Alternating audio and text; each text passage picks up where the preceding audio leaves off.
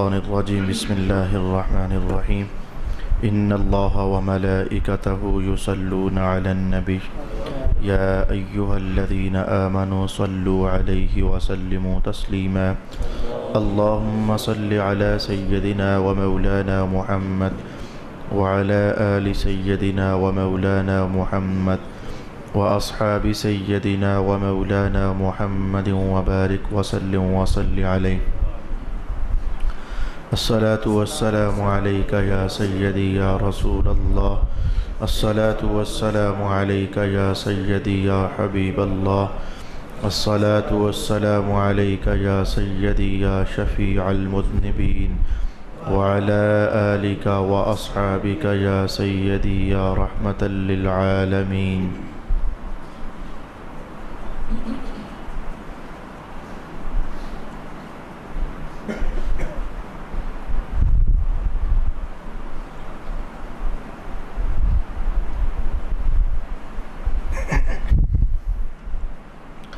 رسول پاک صلی اللہ علیہ وآلہ وسلم نے ایک والد اور ایک والدہ پر اپنے بچوں کی تعلیم، تربیت، پالنا اور ان کی تربیت کرنا، اس حوالے سے بہت سارے حقوق ارشاد فرمائے ہیں، جن میں سے گزشتہ نشست میں 7 اور 8 حقوق ہم نے سماعت کر لیے تھے. کچھ بنیادی سے بھی تھے، کچھ سینسیٹیو بھی تھے، بیان کرنے میں کچھ حجابات بھی تھے، خیر سے اللہ کی توفیق سے مکمل ہوئے. آج کی نشست کا بچوں کے حوالے سے والدین کے اوپر لازم حق نمبر 1 بیان کرنا چاہوں گا. اللہ رب العالمین جب بیٹا یا بیٹی نصیب فرمائے تو تحنیک کرنا سنت شریفہ ہے. تحنیک کا ترجمہ ہمارے ہاں بنتا ہے گھٹی دینا. یہ گھٹی بھی محاوراتی زبان ہو گئی، یوں کہیے کہ پہلی غذا دینا. یہ ایک بڑا خوبصورت لفظ ہوگا، بچے کو پہلی غذا دینا. اس کے بڑے فوائد، بڑے نتائج اور احکام ہیں. تو پہلی غذا دینے کے لیے ہمارے سامنے جو سنت شریفہ ہے وہ یہ، صحابہ پاک اپنے بچوں کو اٹھا کر تو سرور دو عالم صلی اللہ علیہ وآلہ وسلم کی خدمت اقدس میں لے جایا کرتے تھے کہ میرے حضور پہلی غذا ہمارے بچے کو آپ عنایت فرمائیں. تو رسول اللہ علیہ السلام 2 چیزیں اکٹھی کیا کرتے، ایک کھجور لیتے یا چھہارا. تو یہ ہو گیا کھجور یا چھہارا، اسے پھر اپنے مبارک منہ میں ڈالتے تو چباتے، جس سے لعاب دہن کی آمیزش ساتھ ہو جاتی. تو پھر وہ کھجور چبی ہوئی اور لعاب دہن، اس سے جو میٹھا سا لعابدار سا ایک آمیزہ تیار ہو جاتا. آپ محسوس کر کے کہ وہ ایک گاڑی سی کیفیت کا تھوک بن جاتا ہے. پھر رسول پاک علیہ السلام اسے لیتے اور بچے کے تالو کے ساتھ لگا دیتے. الی حنکہ الاعلی، وہ تالو کے جو اوپر والا حصہ ہوتا وہاں لگا لیا کرتے. صحابہ خوش ہو جاتے، کھجور پر نہیں، کہتے ہمارے بچے کی پہلی غذا حضور کا لعاب دہن ہوا ہے، اللہ بڑی برکتیں عطا فرمائے گا. بس یہاں سے آپ کو جان جانا چاہیے کہ اس کے یہ تحنیک کے، اب میں کہہ دوں گا گھٹی دینے کے، یا میں پھر یوں کہوں گا کہ پہلی غذا کے بڑے اثرات مرتب ہوتے ہیں. پہلی غذا دینے والا شخص جس طرح کا ہو، اللہ کا کوئی نظام ہے ہماری سمجھ سے باہر، چونکہ اس کے وجود کا حصہ یعنی لعاب دہن وجود میں داخل ہوتا ہے تو اللہ اس کی شخصیت کے بہت سارے خوبصورت، اگر وہ بندہ پاکیزہ ہے اور اگر وہ بندہ برا ہے تو اس کی شخصیت کے بہت سارے برے اور مندے پہلو آگے ٹرانسفر فرما دیتا ہے. روزمرہ زندگی کے اندر بھی اس کی بہت ساری مثالیں ہیں. جہاں تک سنت شریفہ میں نے آپ کے سامنے بیان کی، تو کیا وہاں سے ہم یہ سبق نہیں لے سکتے کہ گھٹی کسی اعلیٰ ترین بندے سے دلوائی جانی چاہیے؟ صحابہ پاک کے دور میں اعلیٰ ترین سرور دو عالم تھے، پھر حضور رحمت عالم پردہ پوش ہوئے تو اعلیٰ ترین حضور کے سب صحابہ تھے. یہ چیز آپ کے سامنے. تو گھٹی دینے میں جو بندہ ہے وہ کمال خصلتوں والا ہونا چاہیے. یہ حدیث سے ہم نے کم از کم یہ سبق لے لیا. لہذا گھٹی دینے کے سلسلے میں آپ کیا تلاش کر سکتے ہو؟ یہ تلاش کرنا کہ جس شخص کا لعاب دہن ہمارے بچے کے پیٹ میں جائے، وہ نمازی بھی ہو، پارسا بھی ہو، متقی بھی ہو، وہ صبر کرنے والا بھی ہو، خدا خوفی رکھنے والا بھی ہو. کچھ ان خوبیوں کا حامل شخص تلاش کر لینا، اور بہت ممکن ہے کہ آپ کو دور نہ جانا پڑے.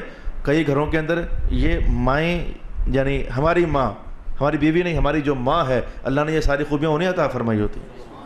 کہیں ایسا ہوتا ہے کہ کوئی جو گھر کا بڑا جسے ہم دادا حضور کہتے ہیں تو انہیں اللہ نے یہ خوبیاں عطا فرمائی ہوتی ہیں۔ تو الغرض جس طرح کے شخص کو تم گھٹی دینے کے لیے متعین کرو گے، اللہ تعالیٰ اس کی بہت ساری خصلتیں وہ آگے منتقل کر دیتا ہے۔ میں کسی اور کی بات نہیں کہتا، میں آپ کو اپنی گھر کی کہانی بتا دیتا ہوں۔ میری سب سے بڑی بیٹی کو گھٹی دی میرے والد محترم نے، اللہ پاک ان کی قبر نور سے بھرے۔ تو ان کی طبیعت میں ذرا گرمی تھی، اور آج ہم صاف محسوس کرتے ہیں کہ ہماری بڑی بیٹی کے مزاج میں وہ ایک غصہ یا پھر گرمی کا احساس ہے۔ جو میری چھوٹی بیٹی تھی اس کو گھٹی دی میری والدہ ماجدہ نے، اور میری والدہ اتنی صبر کرنے والی ہیں کہ الحمدللہ علی ذالک، اس کے مزاج میں کچھ ایسا ہی میں دیکھ رہا ہوں اور محسوس کرتا ہوں۔ اور اب اسے میں کیا کہوں کہ حسن اتفاق سے اپنے پتر کو گھٹی دے دی میں نے۔ وہ جتنا میں شرارتی ہوتا تھا اتنا ہی وہ ہے، اور بچپن میں جتنا میں شرارتی ہوا کرتا تھا اب اتنا ہی وہ بھی شرارتیں کرتا ہے، ذہین بھی ہے، تیز بھی ہے۔ یہ میں نے گھر کا ایک چھوٹا سا ذائچہ آپ کے سامنے بتا دیا۔ اس کی ایک اور مثال بھی ہے، یہ محمد نوید کے پتر کو بھی وہ گھٹی دی تھی میں نے، اور وہ بھی بڑا شرارتی ہے۔ وہ جدھر میری گھٹی جاتی ہے وہ بچے بڑے شرارتی سے ہو جاتے ہیں۔ شرارت مین کے ذرا ان کو اللہ نے انہیں اللہ پاک خود ہی اپنے فضلوں سے ذہانت عطا فرما دیتا ہے۔ تو یہ گھٹی دینے کے بڑے گہرے اثرات مترتب ہوتے ہیں۔ اس میں ایسا بھی کیا جا سکتا ہے، بعض اوقات نیک بندہ ملنا ذرا میسر ہونا ایک دم سے، وہ ظاہر ہے کہ جلدی میں بچے کو پہلی غذا پہنچانی ہوتی ہے تو مشکل ہو جاتا ہے۔ میں نے اپنے بعض دوستوں سے ایسا بھی کہا کہ آپ ایسا کر لو، کسی نیک بندے سے شہد آمیزش کروا کر تو سنبھال لو، چھوٹی سی ڈبیا کے اندر اس کا کوئی دھمشم بھی کروا لو، اللہ کا نام لے کر پھونک لگا دے، اور پھر اس کی تھوک بھی ساتھ آمیزش ہو جائے تو وہ کہیں سنبھال لو۔ چل اگر وہ بندہ عین موقع پر میسر نہ ہوا تو اصل ماجرا تو اس کے لعاب دہن کا ہے، اور وہ اللہ کرے گا اس کی کوئی نہ کوئی تاثیر پیدا ہو جاتی ہے۔ بعض اوقات لوگ میرے پاس آتے ہیں گھٹی دلانے کے لیے، میں ان سے کہتا ہوں اگر ہے تو کسی سے تلاش کر کے لے آؤ مدینہ شریف کی کھجور، حضور بھی ادھر ہی کی کھجور استعمال کیا کرتے تھے، تو چلو میں اسی کو چبا کر کے تو آپ کے بچے کے منہ میں ڈال دوں۔ وغیرہ جان لیجئے کہ اگر کھجور میسر نہ ہو سکے تو کوئی سی بھی میٹھی چیز بچے کے لیے پہلی غذا بنانی چاہیے۔ محدثین نے کہا کہ چیزیں تو اور بھی ہو سکتی ہیں، نمکین بھی ہو سکتی ہیں، کھٹی بھی ہو سکتی ہیں، میٹھی بھی ہو سکتی ہیں، تو رنگ برنگی چیزیں تو ہیں۔ یہ رسول اللہ علیہ السلام آخر میٹھی ہی چیز کیوں ڈالا کرتے تھے بچے کے پیٹ میں؟ تو اس پر محدثین کہتے ہیں کہ حضور جانتے تھے کہ غذاؤں کے اثرات تو ہوتے ہیں نا، تو میٹھی چیز ڈالنے سے اللہ کرے یہ بچہ میٹھا میٹھا سا ہو جائے، یہ غسیلا نہ ہو، یہ زہریلا نہ ہو، یہ کڑوا نہ ہو جائے، یہ لڑاکا نہ ہو جائے، یہ جگڑالو نہ ہو جائے، تو بچے کی طبیعت ذرا میٹھی میٹھی سی ہو جائے۔ تو اے باپو، آج میں نے آپ کو گھٹی دینے کے متعلق ایک اہم راز تھا جو بتا دیا، کسی پاکیزہ خصلت سے انسان کو تلاش کر کے تو پھر اس کے ذریعے گھٹی دلانا، اور اس کا لعاب دہن تمہارے بچے کے پیٹ میں چلا جائے تو اللہ تعالیٰ اس کی بہت میٹھی تاثیر عطا فرما دیتا ہے۔ آج کی نشست میں والدین کے نام ایک اہم ترین حکم جس کو آج میں بہت کھول کر کے بیان کرنا چاہوں گا۔ گجرخان بھر میں اس سوال کو اگر میں گننا چاہوں تو 12 سالوں میں 150-200 بار سے بھی زیادہ یہ سوال میرے پاس پہنچا۔ تو آج اللہ کے فضل سے جب میرے عنوان کا حصہ بنا تو میں خود ہی چاہتا ہوں کہ ذرا کافی سارا کھول کر کے اس کو آپ کے سامنے بیان کر دوں۔ اعلیٰ حضرت فاضل بریلوی رحمۃ اللہ تعالی علیہ نے تو جو حدیث نقل کی اس میں الفاظ یہ ہیں کہ 7ویں دن بچے کا عقیقہ کیا جائے۔ اس کے بعد پھر محدثین کا بیان ہے کہ چلیں اگر 7ویں دن میسر نہ ہو سکے تو پھر 14ویں دن میں عقیقہ کر دیا جائے، چلیں اگر 14ویں دن میں بھی میسر نہ ہو سکے تو چلیں 21ویں دن میں عقیقہ کر دیا جائے، اور اگر 21ویں دن بھی میسر نہ ہو سکے تو زندگی بھر پھر جب مرضی عقیقہ کر دیا جائے۔ عقیقہ ہے ایک عنوان، لیکن یہ بہت سارے عنوانات کا جواب ہے۔ مثلا اس عنوان کا جواب ہے کہ اللہ نے نعمت دی ہے، اس نعمت کا شکرانہ ادا ہو جائے گا۔ مثلا اس عنوان کا جواب ہے کہ بچے پر جو مصیبتیں پریشانیاں آتی ہیں تو عقیقہ ادا کر دینے سے وہ پریشانیاں اور مصیبتیں دور ہو جاتی ہیں۔ جیسے کہ یہ 2 مثالیں میں نے پیش کر دیں، تو عقیقہ بہت سارے زندگی کے پہلوؤں کے لیے جواب بنتا ہے اور اپنے اندر تاثیر اور فائدے رکھتا ہے۔ تو اب میں آپ کے سامنے عقیقے کے متعلق 2 3 4 5 6 7 8 احادیث شریفہ بیان کروں گا، اس کے بعد چند ایک مسائل شریعت آپ کی خدمت میں بیان کر دوں گا۔ تو اس طریقے سے مجھے لگتا ہے کہ میں اس سے تجاوز کرتے ہوئے کسی تیسرے حق تک شاید آج میں پہنچ نہ پاؤں، لیکن آج ہم یہ 2 ہی چلیں سیکھنے کا اہتمام کر لیتے ہیں۔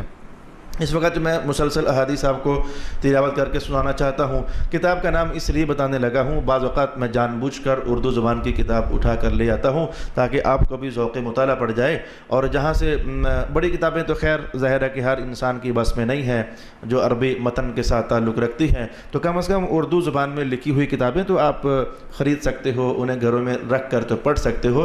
میرے ہاتھ میں بہار شریعت ہے، جلد نمبر 2 ہے۔ میں تمام کی تمام احادیث شریفہ، اگرچہ صاحب بہار شریعت نے کوئی روایت امام بخاری سے لی ہے، کوئی امام مسلم سے لی ہے، کوئی ترمذی سے لی ہے، کوئی نسائی سے لی ہے، کوئی طبقات ابن سعد کے حوالے سے بیان کی ہے، لیکن چلیں آپ کو ان بڑی کتابوں سے کیا غرض، آپ اردو ہی میں پڑھنا چاہیں تو اس کتاب کو گھر میں لا کر رکھیے اور پڑھیے۔ رسول اللہ علیہ السلام نے ارشاد فرمایا کہ لڑکے کے ساتھ عقیقہ ہے، اس کی طرف سے خون بہاؤ یعنی جانور کو ذبح کر دو، اور اس سے اذیت کو دور کر دو یعنی اس کا ساتھ منڈوا دو۔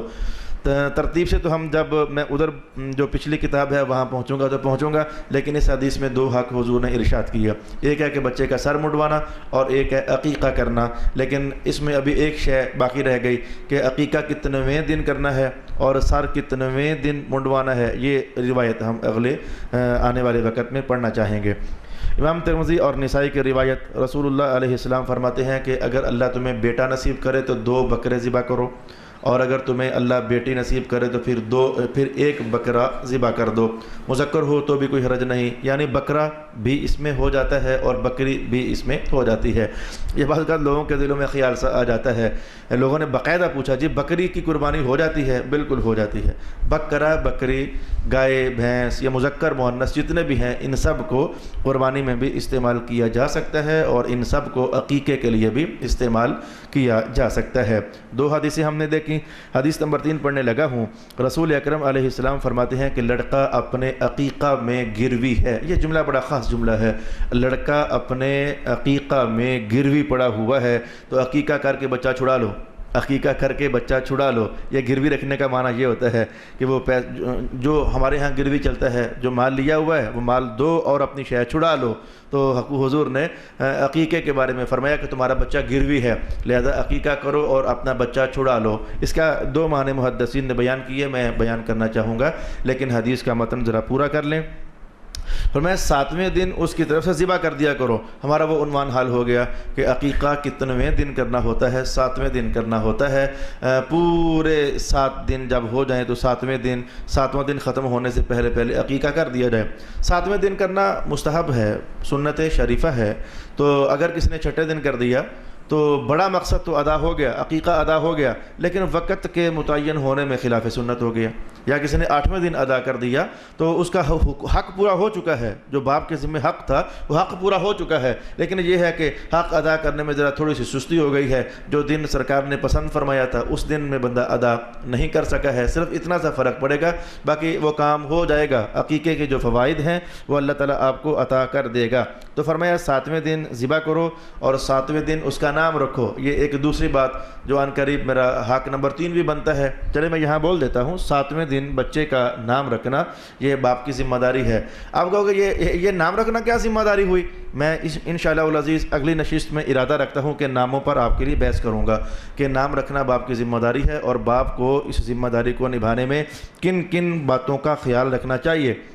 کچھ ہمارے مغالطے ہیں، ہم تاریخوں کے چکر میں پڑ جاتے ہیں۔ بچہ 9 اگست کو پیدا ہوا، رات کے ٹائم، دونوں باتیں ضائع ہیں، دن کو پیدا ہوا یا رات کو، 9 اگست کو پیدا ہوا کہ 28 اگست کو، یہ باتیں ضائع ہیں۔ لیکن لوگ مجھے کہتے ہیں وہ جی ہمارا بچہ 9 جولائی کو پیدا ہوا۔ علامہ صاحب 9 جولائی ہے، دھیان رکھنا ذرا، کچھ بھی نہیں ہے، یہ ستاروں کی تاثیر ہے، یہ چاند اور سورج کی تاثیر ہے، ان کو ہم مسلمان لوگ ماننے والے نہیں ہیں، ہمارا ان سے کوئی تعلق نہیں ہے۔ پتہ نہیں کہاں سے آپ سن لیتے ہو اور پھر اس کو اپنا مذہب جان لیتے ہو۔ ان ستاروں کو، ان تاریخوں کو ہمارے بچوں کی زندگی میں کوئی تاثیر اور کوئی دخل حاصل نہیں ہے۔ بس یوں کہا کرو جی اللہ نے ایک بیٹا دیا ہے، نام کیا رکھنا ہے۔ آگے سے یہ تفصیلیں بتانے کی کوئی ضرورت نہیں ہے اور نہ ہی یہ مذہب کا حصہ ہے۔ 28 اگست کو پیدا ہوا ہے، رات کے وقت پیدا ہوا ہے، سب بیکار باتیں ہیں، کن مغالطوں کے اندر اہل سنت پڑے ہوئے ہیں۔ تو میں چاہوں گا کہ پھر اگلی نشست میں ناموں کے حوالے سے یہ نام رکھنا باپ کی بڑی اہم ترین ذمہ داری ہے، تو میں اس پر کچھ بحث آپ کے سامنے لاؤں گا، لیکن فی الحال ہم آگے بڑھتے ہیں۔ اچھا، تو حضور نے فرمایا کہ بچہ گروی ہے، عقیقہ دے کر اپنا بچہ چھڑا لو۔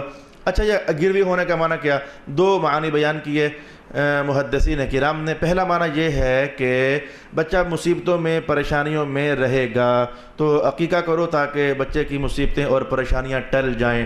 الحمدللہ علی ذالک، جیسے میں نے اور بہت سارے مذہب کے جو احکام تھے ان پر جب عمل کرنے کی کوشش کی تو اللہ نے وہ فوائد جو حضور فرما چکے تھے تو نصیب فرمائے، یعنی یہ مشاہدات سے بات گزر گئی۔ تو ایسا ہوا کہ کتنے لوگوں نے کہا جی ہمارا بچہ بہت سخت بیمار ہے۔ میں نے پوچھا کہ عقیقہ کیا ہے؟ کہنے لگا نہیں کیا۔ میں نے کہا چل پہلے عقیقہ کر، اس کے بعد پھر رابطہ کرنا کہ کوئی فائدہ حاصل ہوا ہے کہ نہیں ہوا۔ اس کے بعد انہوں نے رابطہ ہی نہیں کیا، بچہ ٹھیک ہو گیا تو رابطہ ہی انہوں نے پھر نہ کیا۔ اور کئی لوگوں نے کہہ دیا کہ جی ہم نے عقیقہ کیا ہے اور اللہ پاک نے ہمیں ہمارے بچے کے معاملے میں بڑی سہولت عطا فرما دی ہے۔ تو ایک معنی اس کا یہ ٹھہرا کہ بچہ کو عقیقہ کر کے تو پھر بچے کو مصیبتوں سے وہ گروی جو پڑا ہوا تھا وہ چھڑا لو۔ اور ایک دوسرا معنی بھی محدثین نے بیان کیا کہ جو بندہ عقیقہ کرتا ہے نا اپنے بچے کا تو جوان ہونے کے بعد اس کا بچہ اسے فائدہ دیتا ہے، اور اگر عقیقہ نہ کیا ہو نا تو پھر وہ بچہ بس وہ اللہ پلّہ ہی ہوتا ہے، وہ اپنے باپ کی نہ کیئر کرتا ہے نہ اپنی ماں کی کیئر کرتا ہے۔ بہرکیف یہ دو طرح کے معنی محدثین نے ارشاد فرمائے، میں نے دونوں آپ کے سامنے بیان کر دیے۔ اس کے بعد حضرت علی المرتضیٰ رضی اللہ تعالی عنہ ارشاد فرماتے ہیں کہ جب امام حسن پیدا ہوئے تو رسول پاک علیہ السلام نے ایک بکری ذبح کی اور فرمایا کہ فاطمہ اس کا سر منڈا دو اور بال کے وزن کے برابر چاندی صدقہ کر دو۔ یعنی یہ حق نمبر 4 ہے، ویسے حدیث پاک میں آ گیا تو کہہ دیتا ہوں۔ نام رکھنا یہ 7ویں دن سنت شریفہ ہے، اس پر تو بحث میں کروں گا۔ اچھا 7ویں دن بچے کا سر منڈوا دو، اور سر منڈوا کر کیا کرنا ہوتا ہے؟ وہ جو بال سر سے اتریں، تولہ بنے کہ 2 تولے بنے 4 تولے بنے، کسی کا کم ہوتے ہیں کسی کا زیادہ، ان کو تولو، ان بالوں کو تولو، پھر جتنا وزن بن جائے مثلا 1 تولہ تو پھر 1 تولہ چاندی حاصل کرو یا چاندی کا قیمت حاصل کرو، تو وہ پھر صدقہ کر دینا، یہ سنت شریفہ ہے۔ حضور رحمت عالم نے جہاں جہاں مال کو خرچ کرنے کا حکم دیا ہے نا وہاں ہر حکم کی تاثیر الگ الگ ہے، یہ بات یاد رکھنا، ہر حکم کی تاثیر الگ الگ ہے۔ مثلا مال صدقہ کرنے کا حکم کہاں دیا گیا؟ زکوٰۃ کا حکم دیا گیا، زکوٰۃ ادا کرو گے تو اس کی تاثیر تمہاری دولت میں ظاہر ہوگی۔ اچھا جی آپ کو عشر کا حکم جاری کیا گیا، عشر والا صدقہ ادا کرو گے تو اس کی تاثیر تمہاری فصلوں میں ظاہر ہوگی۔ اچھا جی آپ کو فطرانہ دینے کا حکم جاری کیا گیا، فطرانہ ادا کرو گے تو اس کی تاثیر تمہارے اپنے جسم میں ظاہر ہوگی۔ اچھا جی آپ کو عقیقہ بالوں کے برابر چاندی صدقہ کرنے کا حکم دیا گیا، اگر بچے کے بال کے بالوں کے برابر وزن میں چاندی صدقہ کرو گے تو اس کی تاثیر نہ تمہیں نہ تمہارے مال میں بلکہ تمہارے بچے کے وجود میں تاثیر ظاہر ہوگی۔ ہم چونکہ ان تمام باریکیوں اور گہرائیوں سے ایک دم سے غافل ہیں، معلوم نہیں کر سکے، اس لیے ہم فوائد سے ہم کمال درجے میں بہرامند نہیں ہو سکتے۔ تو جاننا چاہیے یہ جو سر کے بال منڈوا کر کے تو اتنی مقدار میں چاندی صدقہ کرنی ہوتی ہے، تو اس کی تاثیر اللہ رب العالمین بچے میں ظاہر فرما دیتا ہے۔ صدقہ ویسے کہیں بھی کیا جا سکتا ہے، لیکن میں ایک اور حدیث میری نظروں میں چونکہ ہے تو میں کہوں گا کہ وہ جو صدقہ کرنا ہے وہ دائی ہی کو دے دینا، بڑے فائدے میں رہو گے۔ وہ جو صدقہ کرنا ہے وہ جو تمہارے بچے کی آیا ہے یا وہ دائی ہے تو وہ اس کو دے دینا۔ ان قریب حدیث کے الفاظ آ رہے ہیں کہ رسول اللہ علیہ السلام کی پرائرٹیز ہوتی تھیں کہ وہ جو دائیں ہیں ان کی خدمت اچھی خاصی ذرا ہو جانی چاہیے، تو میں یہ انشاءاللہ العزیز جب وہاں پہنچوں گا تو آپ کو بیان کر دوں گا۔ تو یہ ہمارے سامنے میں نے 3 حکموں پر مشتمل یہ ایک حدیث آپ کے لیے بیان کر دی۔ یہ سارے احکام باپ کے ذمے لازم ہیں، انہیں ایسا کرنا چاہیے۔ ایک بچے کو جو کل کا نوجوان ہے اسے خوبصورت ترین بنانے کے لیے، ایک بچے کو جو کہ کل کا نوجوان ہے اسے خوبصورت ترین بنانے کے لیے یہ باپ کی ذمہ داری ہے۔ بھائی یہ جو ہم سیکھ رہے ہیں کہ والدین کے ذمے بچوں کے کیا حقوق ہیں، بھائی حقوق ادا کرنے سے بچوں کے جسم میں ان کی زندگی میں گہری تاثیر ادا ہوتی ہے اور وہ کمال درجے کے مسلمان بنتے ہیں۔ ان میں کچھ باتیں معنوی ہیں، روحانی ہیں، جیسے کہ یہ صدقہ باپ کر رہا ہے، تاثیر بچے کو مل رہی ہے۔ اچھا عقیقہ باپ کر رہا ہے، مال باپ کا لگ رہا ہے، لیکن اس کی تاثیر جو ہے وہ بچے کو مل رہی ہے۔ تو جیسے عقیقے کی تاثیر بچے کو ملی، ایسے ہی صدقہ کرنے کی تاثیر اللہ بچے کو نصیب کرتا ہے۔ ایسے ہی نام رکھے گا باپ، لیکن اس نام رکھنے کی تاثیر اللہ بچے کو عطا فرماتا ہے۔ ان قریب میں یہ بات بیان کروں گا، حدیث کی روشنی میں بیان کروں گا کہ جس طرح کا نام پھر رکھا جاتا ہے اللہ تعالیٰ اسی طرح کی تاثیر بچے کو پھر عطا فرما دیتا ہے۔ میں اگلے عنوان کی طرف بڑھنا چاہوں گا، ذرا فنی سا عنوان بھی ہے، تھوڑا سا کمپلیکیٹڈ سا بھی ہے، لیکن میں اسے آسان کرنے کی انشاءاللہ کوشش کر دوں گا۔ رسول اللہ علیہ السلام نے حضرت امام حسن اور امام حسین کی طرف سے ایک مینڈا ذبح کیا۔ اب یہ جملہ آپ کو اگر گزشتہ حدیث ذہن میں ہے تو تھوڑی دیر کے لیے متذبذب کرے گا۔ حضور کا حکم شریف تو یہ تھا کہ 2 مینڈے، اگر لڑکا ہو تو 2 بکرے، اور حضور نے ایک ذبح کیا۔ میرا خیال ہے کہ جو آسان ترین جواب ہے آپ کو وہ بتاؤں۔ اچھا، نسائی کی حدیث کے اندر یہ الفاظ ہیں، حضور نے 2 مینڈے ذبح کیے۔ ایک جو حدیث میں نے پہلے پڑھی وہ ابو داؤد کی حدیث ہے، اس میں ہے کہ ایک مینڈا ذبح کیا، اور نسائی کی حدیث میں ہے کہ 2 مینڈے ذبح کیے۔ یہ پہلے یہ بات سمجھیں کہ یہ کیا بات ہے، کیا حضور نے حضرت امام حسن اور امام حسین کے لیے 2 مینڈے ذبح کیے تھے، جا کے ایک کیا تھا؟ حدیث میں دونوں طرح کی باتیں آتی ہیں، اور جب میں ایک ہی جملہ بولوں گا تو اللہ تعالی ہمارے لیے فہم و فراست کا دریچہ واہ فرما دے گا۔ بھائی دیکھو، یہ جو جانور ہیں عقیقے کے لیے، ان کے لیے کوئی لازم نہیں کہ ایک دم سے دونوں ذبح کر دو، ایک آج کر دو 1 مہینے بعد کر دو، یہ بھی جائز ہے، ایک آج کر دو 15 دن کے بعد کر دو، یہ بھی جائز ہے۔ جب یہ بات میں نے آپ سے کہی تو مسئلہ حل ہو گیا کہ امام ابو داؤد نے وہ جو پہلی کیفیت تھی وہ نقل کی کہ حضور نے ممکن ہے کہ مینڈے ذبح فرمائے تھے لیکن ذرا ایک کر کے ذبح فرمائے تھے، تو آج حضور نے ایک ذبح کر دیا۔ ابو داؤد نے وہ نقل کیا کہ پہلے تو ایک ہی ذبح کیا تھا نا، اور امام نسائی نے چونکہ وہ ٹوٹل جمع کیے تو ایک مینڈا حضور نے بعد میں ذبح فرمایا ہوا تھا، تو کہا نہیں جی 2 ہی ذبح فرمائے۔ درمیان میں گویا کہ وقت آ گیا تو ابو داؤد نے وہ پہلی روایت کو نقل فرما دیا کہ اول وقت میں تو ایک ہی حضور نے ذبح فرمایا، اور نسائی نے وہ دوسرے مینڈے کو ساتھ ملا کر کے تو نقل فرما دیا۔ اگرچہ اس کے محدثین کے ہاں اور بھی جوابات بنتے ہیں، میں جس کی ایک مثال فن حدیث کی دنیا سے آپ کے لیے بیان کر دیتا ہوں۔ یاد رکھنا، میں ایک بڑی علم تطبیق کے حوالے سے ایک بات آپ سے کہنا چاہتا ہوں۔ یاد رکھنا کہ جب بھی رسول اللہ علیہ السلام کا قول مبارک ایک لحظے کے لیے توجہ آؤٹ ہوئی تو یہ فن حدیث کا ضابطہ غائب ہو جائے گا۔ جب بھی رسول اللہ کا قول مبارک اور فعل مبارک آپس میں متضاد ہو جائیں تو قول کو ترجیح ہوتی ہے۔ یہ فن حدیث کا ضابطہ یاد رکھیے، جب حضور کا قول کچھ اور کہے، فعل کچھ اور کہے تو قول کو ترجیح ہوتی ہے۔ وجہ بتاتا ہوں کیا ہے۔ مثلا اب یہاں دیکھیں ہمارے سامنے حضور نے فرمایا کہ لڑکا ہو تو 2 بکرے، اور اپنا عمل کیا ہوا؟ امام حسن پر 1 بکرا، تو قول اور فعل آپس میں متضاد ہو گئے، تو ترجیح کس کو ہوگی؟ قول کو، یعنی ہم نے 2 بکروں پر عمل کرنا ہے۔ وجہ بتاتا ہوں کیا ہے۔ اچھا، یا پھر فرمایا کہ 2 بکرے لڑکے پر، اور امام حسین پر آپ نے 1 بکرا ذبح کیا۔ یہ اس صورت میں ہے جب کہ ہم کہیں کہ صرف ابو داؤد کی روایت کو لیں، اور اگر نسائی کی روایت کو ساتھ ملا لیں پھر تو یہ ابحاث ساری ختم۔ تو قول مبارک 2 بکرے ذبح کرنے، اور عمل مبارک امام حسین کی دفعہ کیا ہوا؟ 1 بکرا، تو قول کو ترجیح ہوگی۔ ہمارے لیے عمل قول پر ہوگا، فعل پر عمل نہیں ہوگا۔ وجہ یہ ہوتی ہے کہ فعل جو ہے یہ بعض اوقات رسول اللہ کا خاصہ ہوتا ہے۔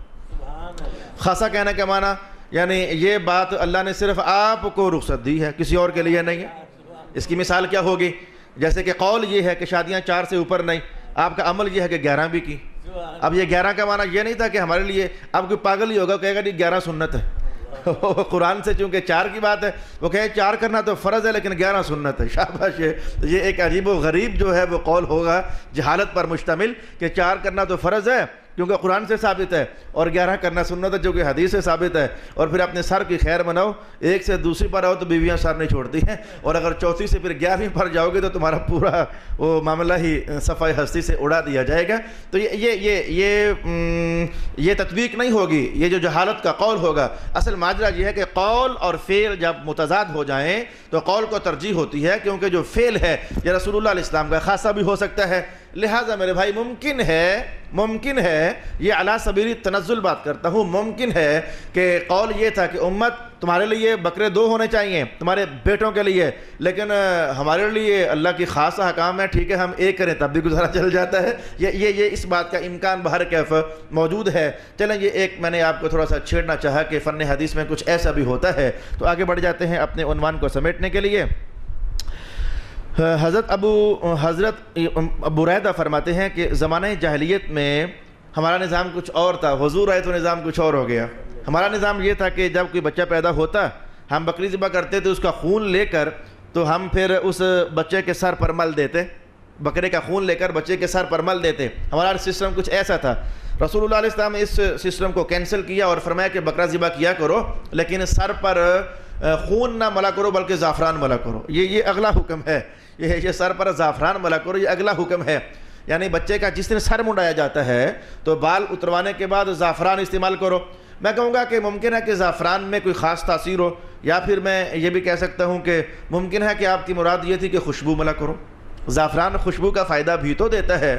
اگر کوئی زعفران استعمال کرے، بچے کے سر کو پیس کر کو لگا دے، میں کہوں گا اس نے کمال درجے کی سنت ادا کر دی. اب ہمیں راز پتہ نہیں ہے کہ کیا زعفران میں کچھ ایسی بات تھی، یا کہ ماجرا یہ تھا کہ خوشبو ہونی چاہیے. زعفران چونکہ خوشبو تھی تو خوشبو ہونی چاہیے، لہذا جس نے بچے کا سر مونڈ کر تو اس پر زعفران لگا دیا، اس نے تو وہ تمام فوائد پا لیے. اور جس نے سر مونڈنے کے بعد چلیں زعفران نہ لگایا تو مائیں پاؤڈر، بیبی پاؤڈرز ہوتے ہیں، لوشنز ہوتے ہیں، وہ استعمال کر لیا، تو چلو ہم کہہ سکتے ہیں کہ لگتا ہے کہ اسے بھی سنت کا فائدہ تو مل جائے گا. اس نے وہ خوشبو کا استعمال بچے کے لیے کر دیا ہے. میں خاص کر کے اپنی ماؤں اور بہنوں اور بیٹیوں کے نام اتنا پیغام دینا چاہوں گا کہ محسوس کر رہے ہو ہمارے حضور کی نفاستیں کہ بچہ ہے وہ دودھ پیتا ہے، الٹی کرتا ہے، وہ پھٹکیاں سا نکالتا ہے تو اس کے دودھ سے ایک عجب قسم کی حمک سی ہوتی ہے، تو رسول اللہ علیہ السلام بچے کو خوشبوئیں لگا کر رکھنے کا حکم ارشاد فرما رہے ہیں. یعنی گھر کے اندر وہ بچے کو خوشبو کے ساتھ وہ رکھنا، مہکا کر رسول پاک علیہ السلام بچوں سے بھی وہ نفاست کا یہ حکم ارشاد ہمیں فرما رہے ہیں. ہمیں اس بات کی طرف گہری توجہ. بعض اوقات جانا ہوتا ہے کہیں، لوگ اپنے بچے اٹھا کر کے علامہ صاحب دم کر دیں، چلو دم بھی کر دیتا ہوں. کبھی تو بہت خوشی ہوتی ہے، وہ بچہ مہکا سا ہوتا ہے، وہ پاؤڈرز لگے ہوتے ہیں، اور کئی بار تو بڑی مشکل سے دم ہی کرتا ہوں. بس وہ آپ سمجھ جائیں کہ وہ کیا ماجرا ہوتا ہے بچے کے ساتھ. وہ دودھ اس کے گلے میں پڑا ہوا ہے، ایک نرم یا تیز درجے کی حمک سی آ رہی ہے. میرے حضور کی نفاست پر ہزاروں سلام. بس میرے حضور کی نفاست پر ہزاروں سلام کہ وہ بچے جہاں وہ دودھ کی پھٹکیاں ایک حمک سی پیدا کر دیتی ہیں تو وہ زعفران کا اشارہ کر کے رسول اللہ وہ خوشبو استعمال کرنے کا اشارہ ماؤں کے نام فرما رہے ہیں. اچھا، تو محترم یہ چوتھا یا پانچواں حق بھی ہم نے حدیثوں میں سماعت کر لیا، لیکن میں آئندہ اس کو باقاعدہ اپنی ہی ترتیب کے ساتھ بیان کروں گا. اچھا، اس میں جو 4 5 6 اہم مسائل ہو سکتے ہیں، اب میں زبانی کہوں گا. یہ عقیقے کا جانور جیسا قربانی والا ہوتا ہے ویسا ہی ہوتا ہے. بکرا ذبح کرنا ہے تو سال سے کم کا نہیں کر سکتے. بات نمبر 2، عقیقہ کا جانور ذبح کر دیا، گوشت کا کیا کریں؟ وہ سب کچھ جو کہ قربانی میں کر سکتے تھے، وہ سب کچھ کر سکتے ہیں جو قربانی میں کر سکتے تھے. قربانی کے گوشت میں ہم کیا کر سکتے تھے؟ صرف بیچ نہیں سکتے، باقی سب کچھ کر سکتے ہیں. کھا لیں، کھلا دیں، بانٹ دیں، مہمان بلا کر پکا کر انہیں کھلا دیں. تو عقیقے کے موقع پر مہمان تو آئے ہی ہوتے ہیں، تو ڈرو مت کہ پتہ نہیں عقیقے کا گوشت مہمانوں کو کھلا سکتے ہیں کہ نہیں. کھلا سکتے ہیں. بچت کی بچت ہے، بلکہ بچت کیا، یہ آپ کا خرچہ ہی تو ہوا ہے. جو بکرا آپ نے ذبح کیا ہے یہ خرچہ ہی تو ہوا ہے. تو یہ بکرا آپ آنے والے مہمانوں کو کھلا سکتے ہیں، بانٹ سکتے ہیں، خود بھی رکھ سکتے ہیں. صرف بیچ نہیں سکتے، بس بیچ نہیں سکتے، اجرت میں کسائی کو نہیں دے سکتے. باقی اس گوشت کے ساتھ جو آپ سے ہو سکتا ہے آپ اسے کر سکتے ہیں. یہ 2 اہم باتیں تھیں جو عقیقے کے متعلق لوگوں نے مجھ سے پوچھی. اور تیسری بات یہ بھی آپ کو بتا دوں کہ قربانی کا موقع بن جائے تو آپ قربانی کے بڑے جانور میں بطور عقیقے کے حصے کے بھی شمولیت اختیار کر سکتے ہیں. گائے ہے تو 5 اس میں گویا قربانیاں ہیں، تو آپ کو اللہ نے بیٹا نصیب کیا ہوا ہے تو چلیں آپ کہیں جی میرے 2 حصے ڈال لیں جی بطور عقیقہ. تو یہ بہت سارا سوال میرے پاس پہنچا ہوا ہے، تو آپ ایسا بھی کر سکتے ہیں. عقیقے کے قربانی کے جانور میں عقیقے کے بکرے یا اس کے حصے ڈالے جا سکتے ہیں. ایک بات بتاؤں لیکن وہ مستحب درجے کی ہے، مستحب درجے کی ہے، لازم واجب درجے کی نہیں ہے. جو عقیقے کا جانور ہوتا ہے کوشش کریں کہ مستحب درجے کے گھبرا نہ جانا کہ ہم ایسا کیسے کریں، پریشان نہ ہو جانا. عقیقے کا جو جانور ہوتا ہے کوشش کریں کہ اس کی ہڈی نہ ٹوٹے.